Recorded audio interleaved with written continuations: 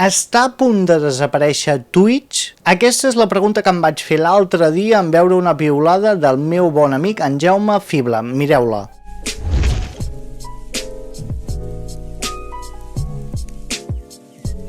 Com veieu, parla per si sola. No només parla dels creadors de contingut en català, sinó de Twitch en general. El que és innegable és que des de fa un temps Twitch s'està convertint en una plataforma que va de capa caiguda. I hi ha diferents motius pels quals s'està passant un mal moment a aquesta plataforma. O sigui que parlem-ne i intentem descobrir què li està passant i si això té solució o acabarà desapareixent. El gran moment de Twitch és durant la pandèmia, quan la gent està a casa, no pot fer absolutament res i els creadors de contingut descobreixen la plataforma i comencen a fer streams des d'allà. Un dels grans beneficiats d'aquest moviment va ser Ibai Llanos, que va passar de fer de comentarista en vídeos de YouTube a saltar a la plataforma i tenir un èxit impressionant. Twitch en realitat és d'Amazon, però va comprar una plataforma que ja estava feta i se la va fer seva, i a partir d'aquí què va fer? Doncs necessitava estrelles perquè donguessin una mica de nom al projecte i va contractar els youtubers més famosos d'aquell moment. Per exemple, Auronplay, que estava fent vídeos per YouTube, de cop i volta passa a fer només directes a través de la plataforma aquesta de color lila,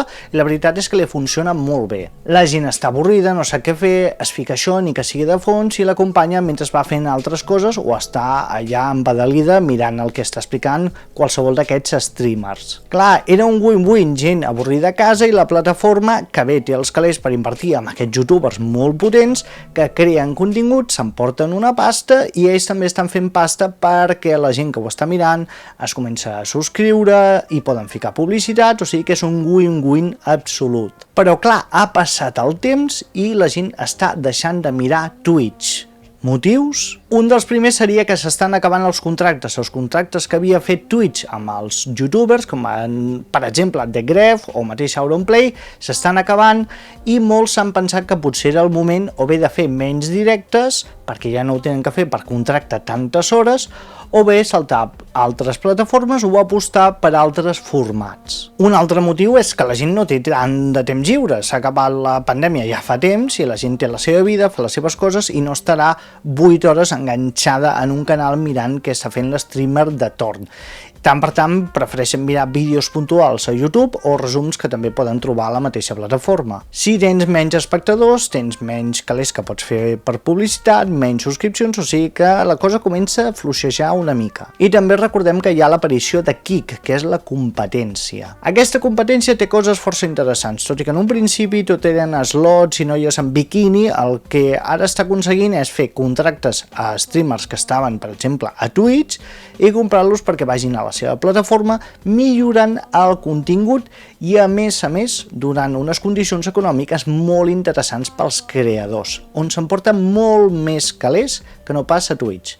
Falta veure si això és sostenible. Mireu si la cosa està malament, que streamers que eren bastant coneguts com Papi Gavi estan deixant la plataforma i es dediquen a fer vídeos a YouTube. I és que, amics, sembla que el futur és YouTube una altra vegada. I per què dic això? Perquè és molt sacrificat fer moltes hores de directe i els continguts per oferir que siguin interessants potser s'acaben acabant. Penseu que hi ha streamers que es passaven de dilluns a diumenge fent directe i no pas d'una hora o dues, sinó de 4, 6, 8 hores. I la repercussió potser no era tan interessant. És per això que han quedat segurament només els creadors de contingut més importants i la resta de la gent que potser eren mitjans o petits han acabat abandonant el vaixell, perquè era un sacrifici molt gran a canvi d'una compensació econòmica que ha anat decreixent. En canvi, a YouTube t'ajuda a dues coses. Monetàriament et paga força bé en comparació amb altres plataformes i et permet oferir un producte de més qualitat, més pensat, més treballat i que pot tenir un impacte major damunt dels teus seguidors. A més que hi ha formats que van molt bé per fer vídeos directament, a part dels IRLs editats que funcionaran molt bé a YouTube, també pots gravar des de casa teva com jo mateix, però tinguent un contingut, una escaleta, algo atractiu per donar i amb un acabat molt millor, o potser experimentar sense tenir que estar pendent del que diu la gent al xat, que està molt bé llegir els comentaris, però esclar, t'està robant temps del que tu podries estar fent en realitat. O sigui, com ja veieu, comença a ser una mica complicat fer contingut per Twitch i potser és més fàcil, més còmode fer-ho tot a través de YouTube. Però acabarà desapareixent Twitch?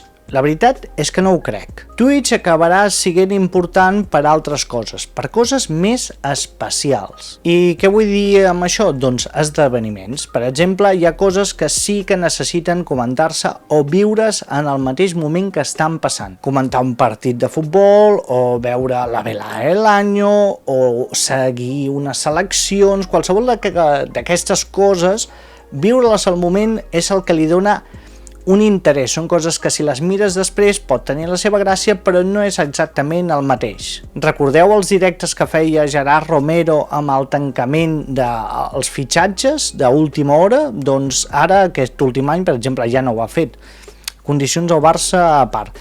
Però tampoc dona per tant. És per això que cada vegada més veureu que els vostres streamers preferits van a YouTube, fan el seu vídeo, treballat, editat, pensat i repensat 1000 vegades i que segurament tindran un major impacte tant en visualitzacions com en fer comunitat com monetàriament. Però seran coses més puntuals i més especials. Com us dic, els esdeveniments són el futur dins de la plataforma. I ja veureu com molts creadors de contingut, com per exemple jo, cada vegada he recordat més Twitch, el faig servir per ocasions especials d'esdeveniments especials i m'intento concentrar més en els vídeos de YouTube, perquè ja us dic, té un rendiment total potser més interessant. No sé tu com ho veus, sisplau, deixa-ho aquí als comentaris i en parlem al pròxim vídeo si vols, i recorda que em pots seguir, marcar like i tot això, que és completament gratis i em fas un gran favor. Ens veiem pròximament aquí a YouTube o en algun especial per Twitch, algun dia d'aquests.